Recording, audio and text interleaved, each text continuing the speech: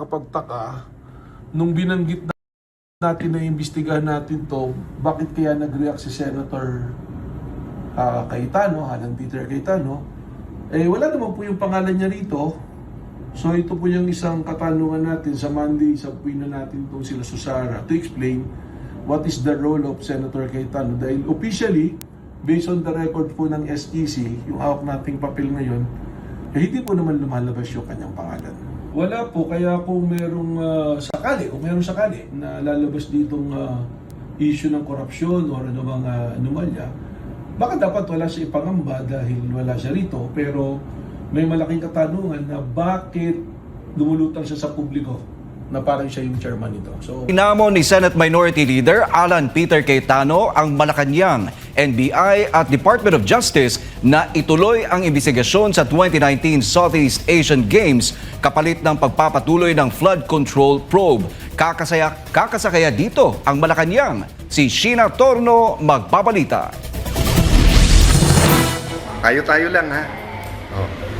Sabihin natin sa DOJ, sa NBI at sa Malacanang, di kayo halata ha. Slight lang, pero hindi naman kayo halata.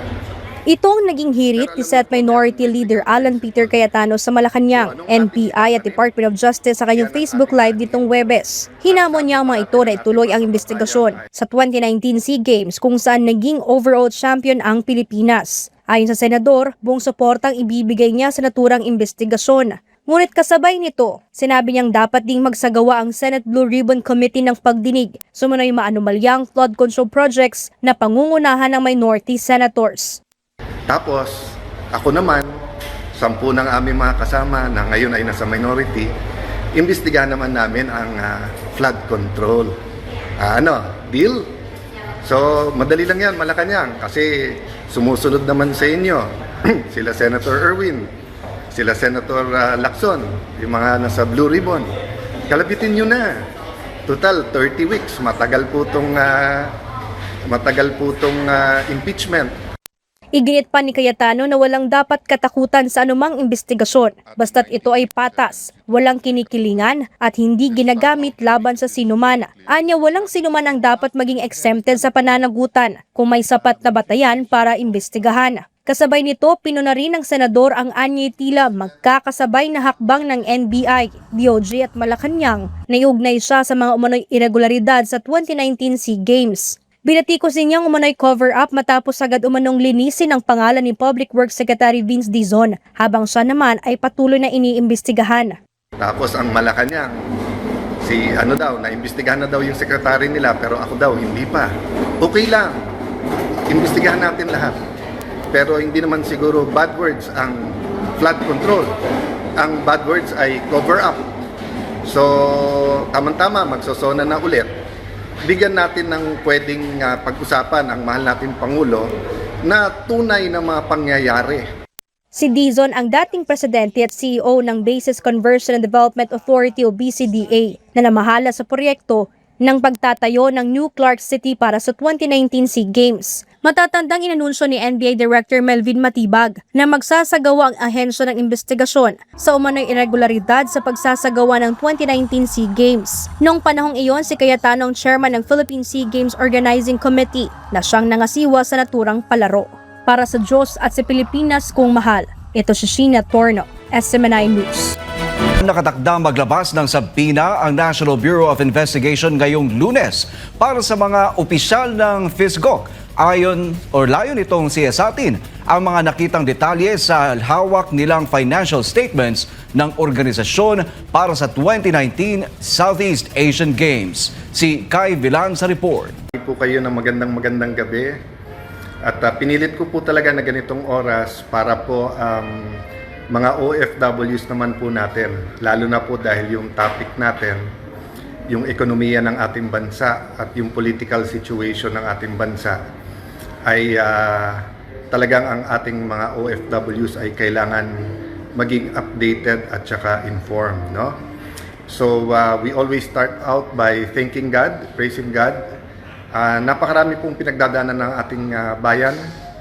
A lot of people po have lost their jobs, a lot ng negosyo ay struggling. Gumagrabe po ang krimen, senseless po ang killings na nangyayari at lubusan po kaming nakikiramay dun po sa mga nagiging victims ng senseless crimes. I mean, it's hard enough po na yung mga namamatay sa sakit at saka sa gutom, kawalan ng trabaho, kawalan ng pag-asa, but when there are also senseless killing, and of course, lalo pa pag medyo young pa, they deserve a full life, di ba? So, sometimes the most difficult time to say thank you, Lord, is when it's the hardest of times, no? But as a nation, we thank God for the Philippines, we thank God for lahat ng Pilipinos. Marami talagang dapat managot na leaders natin, but we also still pray for our leaders, no? So tonight I want to answer some issues and again talk about our economy regarding yung sunod-sunod na announcement ng ayuda. Any help from the government, any ayuda is good, but we have to discuss saan nila kukunin ng pera, paano nila distribute, at ano yung programa at ano yung purpose. So let me start muna with mistakes, no? Klarong-klarong mistake lang. 3 mistake lang. Sinabi po ni Senator Erwin Tulfo, wag daw ako masyadong hot doon sa flood control investigation. Ang sabi niya, relax lang daw ako. So mistake number 1, hindi po ako yung hot at hindi po ako yung hindi nagre-relax. Ang ating pong mga kababayan, every single Filipino has asked for an accounting of the biggest corruption scandal in our country in history, involving not billions, not tens of billions, not hundreds of billions, but it involves trillions of pesos. Dahil every year po lampas 5 trillion pesos ang ating budget, and since 2023 1 trillion more or less sa DPWH pa lang na infrastructure, more or less 1/3 doon ang flood control, yung pa lang na imbestigahan. So when you tell us, Senator Erwin Tulfo, relax ka lang, grabe ang init ng ulo mo pag sa programa mo sa TV at radyo 2-3 tao kausap mo, problema ng mag-asawa, tama yon. Kasi those are real lives and real problems. Pero ito problema ng buong Pilipinas, sasabihan mo kami lahat, relax ka lang. Let me explain bakit ko sinasabing ang sinasabihan ni Erwin Tulfo ay lahat po tayo. Remember po, sa minority, toka-toka po kami. Ang nakatoka sa flood control ay si Senator Rodante Marcoleta. Okay? At siya nag-umpisa nito as chairman. At umpisa pa lang ng hearing, napapakanta na niya ang mga witness. Di ba? O anong naging problema? Pinalitan siya. O, pagkatapos siyang palitan, kinasuhan siya. Pagkatapos siyang kasuhan, di ba, nakapag-take over po ang grupo natin, inisa-isa po kami, sinugod po ng NBI ang Senado para hindi sana makaboto si Senator Bato. Afterwards po, May 13, full battle gear, sinoround na naman ang Senado, at pagkatapos inaresto si Senator Jinggoy, then inaresto naman po, bago arestuhin si Senator Marcoleta, ano po ginawa nila?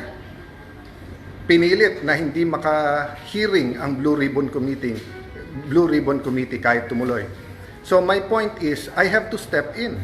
Kinulong na nila yung tao Hindi man pwedeng sa minority, hindi man pwede sa Senado, si Senator Lacson at si Senator Erwin Tulfo na lang ang siyang mamahala sa flood control, tapos may pasahan sila ng bola sa DOJ at Ombudsman, at pipiliin lang nila yung witnesses, pipiliin lang nila kung sinong gusto nilang ipakulong at hindi.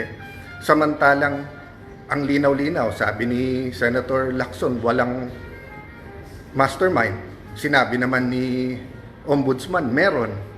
O tapos ipagbibintangan nila yung Duterte administration. Ever since po, and in many countries, sa bidding at infrastructure may anomalya. But the magnitude at paano nila naging systematic, and then paano nagkaroon ng ganat kalaking ghost projects during this time, tapos paano nila binabago-bago na ganun karaming ghost, ganun hindi. Tapos yung factual lang ngayon na mag-accounting lang di ba? Wala pa. So mistake number 1 na parang palabasin ni Erwin Tulfo. Relax lang tapos. Okay, mistake number 2. Ang sabi po niya, araw-araw nag-impeachment. So paano mag-hearing? Monday to Wednesday lang tayo, pare. Nag-hearing. Paano daw gagamitin ng session hall? Maraming kwarto po ang Senado. And even sa session hall, walang gumagamit ng Thursday at Friday. So mistake number 2 po. Mistake number 3. Sasama ko na po dito si Director Melvin Matibag, yung Malacanang. Kasi wag niyo masyadong pansin si NBI Director. Sumusunod lang yan, yung boss niya. Akala nila, akala ni Senator Lacson, akala ni Senator Erwin Tulfo, akala ni Director Matibag, akala ni Ate Claire, tangang mga tao. They think we're all stupid, di ba? So, kung kailan kami mag-take over, biglang papangakuan yung ibang senador, hindi sila kakasuhan. Tapos, wag lang daw si Loren Legarda. February yon. Pag take over ko May 11, biglang yuyunog-yugog ang Senado, biglang may trouble, may fully armed, full battle gear na mga NBI. Hindi daw sila pumasok sa loob ng Senado, pero nandyan lahat ng ebidensya. Pagkatapos, may ikukulong, may babaliktad, wala naman 13, aagawin nila yung Blue Ribbon Committee nung natuloy pa rin, gagawa ng special session. Sinabi po mismo yan nung ating presiding officer ngayon, si Senator Chis Escudero, na kaya nagpatawag ng special session para mapalitan ang Senate President. And then yung araw kung kailan sisimulan yung impeachment, aarestuhin si Senator Marcoleta. Tapos 2 weeks. Ano ba ginagawa ko the last 2 weeks? Hindi ba trabaho ko? So whether you like my performance or not sa impeachment, 21 kami nandun. So lahat kami ay kailangan manindigan base sa amin konsensya. Hindi nila gusto.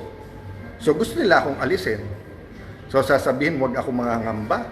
Alam naman natin yan, ngaw-ngaw, kaso, imbestiga, and then biglang plunder, biglang kulong. Diba? Bakit tayo papayag ng ganon? Nilalaban pa natin yung kay Senator Marcoleta. Nilalaban pa natin yung ginawa kay Jinggoy. Dadagdagan nyo pa. Kunari pa kayo, nasasabihin nyo. 16 ang kailangan para 2/3 na yon para makonvict. And then, pag naging 21 na lang, sasabihin nyo 14 na lang. Pag naging 19 na lang, 13 pwede na. Diba? Kaya sabi ko nga, ingat po tayo. So, that's the third mistake, to think that we are stupid. Tapos sasabihin lang, incidental, hindi ako yung target, wag magagalit, and then parang on cue, yung ombudsman may sasabihin din. So, mga kapatid, kung gusto nilang manggipit, gusto nilang gamitin lahat ng puwersa ng gobyerno, gamitin nyo. Pero yung just because print ng traditional media, nire-report yung sagot nyo, hindi ibig sabihin naniniwala yung tao, di ba? Total, nag-i-impeachment at tapos nakikinig kayo dun sa mga Latin terms. Senator Lacson, Senator Erwin Tulfo, eto, alam to ni Director Matibag, dahil abogado naman siya, res ipsa loquitur, di ba? I-research nyo yan kasi yan yung ginagawa nyo. Alam ng tao ang ginagawa ninyo. Okay. 30 weeks po, 30 linggo po yung impeachment. Importante po yan. Sige po. Daan milyon, bilyon ang pinag-uusapan. Pero daan milyon hanggang bilyon kung sakali. Ang pinag-uusapan po naman sa flood control, trilyon po ang ninakaw, daan bilyon. Hindi ba importante? Sabi, wag lahat. Ano ba ginawa nyo the last few months? So, bakit sinabi ko sa ating ekonomiya? Ako po natutuwa pagka meron pong tulong sa ating mga kababayan at napakaraming mga programang nag-i-improve at gumaganda. Pero the last 2 days, sa mga announcement ng ating mahal na Pangulo, ang dami nagte-text sa akin, Senator Alan, tama ka pala. Kuya Alan, kaya pala yung 10K. Kaya babalikan ko lang ng konti yon, ha? Okay. 2020, nung nagkaroon tayo ng pandemic, tayo po ang nagkaroon ng pinakamatagal na lockdown sa buong mundo. Ang problema po sa lockdown, marami pong no work, no pay. At marami din po, isang kayod, isang tuka. Diba? Halimbawa, mga tricycle driver natin, kapag hindi sila lumabas, wala silang kakainin. So, upon the recommendation of one big businessman, si Sec Sunny Dominguez ng DOF, sa pagpupulong-pulong namin, kinausap ko po yung mga congressman, nagkaroon tayo ng package, yung Bayanihan 1, 10K po yon, 2 gives of 5K. So, noong 2021, going into 2022, sabi ko marami pang hindi nakaka-recover, so kaya ng ating budget magbigay. Pero pagkapanalo ni President Marcos, ayaw niya. Pero every single year po, tinatanong ko yon sa aming Chairman of Finance, 2 to 300, minsan 400 billion ang ayuda. So kaya pong bigyan ng 10K.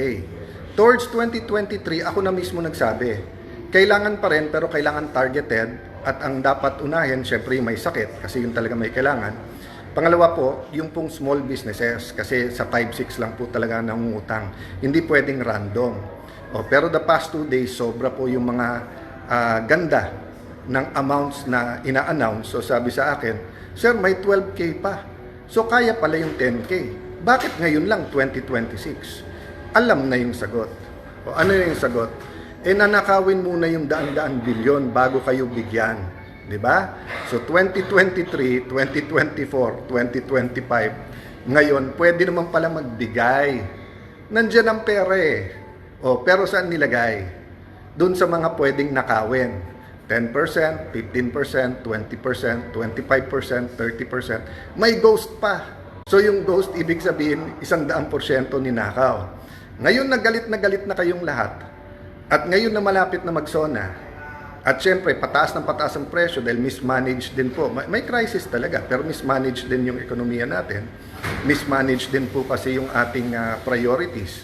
Ang priorities, paano kunin ng Senate President? Ang priority, paano mag-impeachment. Hindi priority yung crisis sa nangyari sa Middle East at yung presyo ng gasolina at diesel. Diba? So bakit ko po ito sinasabi?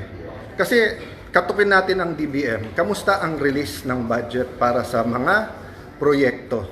Kasi kung hindi nare-release yung pera, hindi umiikot sa ating bayan ang pera sa ating ekonomiya. So ang government spending ay napaka-importante. Tapos, a-announce ka ng ayuda, which is maganda, pero nanakaw na yung malaking halaga, and then mangungutang ka ng malaki, magbebenta ka ng gold, magbebenta ka ng mga property ng gobyerno kung kailan baksak yung presyo, tapos kung kailan mataas, wala na sa'yo. So, I leave it up to many more of the economists to talk about this, but our OFWs have to hear this because whether it was the 70s, 80s when you started moving, no, nung martial law and then yung oil shock noon, yung crisis no, economic crisis ng ating bansa, nung nalunod na tayo sa utang, and then yun nga, yung nagkaroon din naman ng crisis talaga nung 1997, and then nagkaroon ng crisis ng 2007, di ba? Pero nalampasan na po natin yan eh. Panahon ni President Pinoy, tapos panahon ni President Duterte, hanggang nagka-pandemic. Nagka-problema tayong pandemic, pero still, may capacity tayo mangutang, may capacity tayo magbigay ng ayuda. Ang problema, doon po sa pagnanakaw ang naging priority. So, ang problema po ngayon, maraming negosyante ang nahihirapan. Maraming nawawalan ng trabaho, yung iba baka magsara or mag-scale down. So, yung how we will navigate all of this, we have to do it together. Hindi pwedeng nakaw na everyone, and then walang huhulihin or yung huhulihin opposition lang, whether totoong may ginawa o hindi, and then tapon-tapon ka lang ng ayuda, di ba? Yun lang pong mga tinamaan ng bagyo, lindol, etc. Maganda yung relief program and many, NDRRMC, yung pong DSWD, kudos sa inyo, I honor you, grabe po ang inyong pagtatrabaho dyan. Pero yung pong rehabilitation, 'Di ba? Hindi pwedeng nawalan ng bahay tapos bigyan ng 10 million, bigyan 20 million. It's much more than that, no. Maylene Reyes, magandang gabi sa iyo sa Australia. Katrina, Sergio George, yes, dapat ilista lahat ng binebentang assets ng gobyerno at lahat ng inuutang. Daming Hearts Like and Care, ADF, Mirel, Jamaica, Montreal, Merly Anaviso from, sorry, Canada ba yun? Sorry, ang bilis nung flag, no? Kaya talagang ganitong oras po, kasi gusto kong batiin ng ating mga OFW. Siguro po, hanap ako ng oras tomorrow, no? Kasi nga, sobrang daming issue at kailangan pag-usapan to. Pero I just like to tell you, you can manage the economy well, you can regain the trust of the people, you can have the impeachment, you can have the flood control investigation, and you can have the reforms. We can find a way na gawin lahat to at magkaisa kung gusto. Pero kung pro-protektahan yung mga kakampi, mga mastermind, remember, umiikot yung pera eh. Di ba? Yung, sabihin nyo lang, every year 100 billion yung nanakaw. So, sabihin mo binulsa yung 90. Yung 10 billion na umiikot, grabe po yan. Ha? Thank you, Bong Javier. Yung strength ko po talagang sa Panginoon lang nanggagaling. I mean, desidido tayo laban, pero syempre minsan sabay-sabay lahat ng news and everything na ganyan. Tapos, how will our country change if we don't point out anong mistake at paano tayo lalaban, di ba? Ay, maganda buhay ko personally if hindi ako nag-take over nung May 11 at tahimik lang ako. Ba't kawawa naman ang ating bayan? Kawawa naman ang ating mga kababayan? Kawawa naman yung mga nawawalan ng trabaho. So guys, faith moves mountains. Prayers bring us together. May solusyon parati yan, may reform yan. We're at a crossroads, so we have to help each other. Huwag po tayong mawawalan ng pag-asa. So mahal natin mga OFWs, tuloy nyo pong bigyan ng pag-asa ang inyong mga pamilya, ang ating mga kababayan.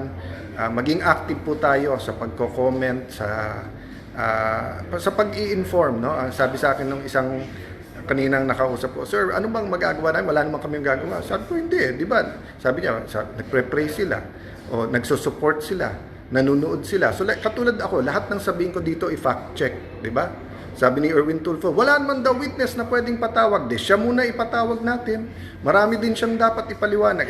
Sige, dadagdagan ko bukas yan. Total, gusto niya ulit magdebate. Sige, wala nang ibang witness ha.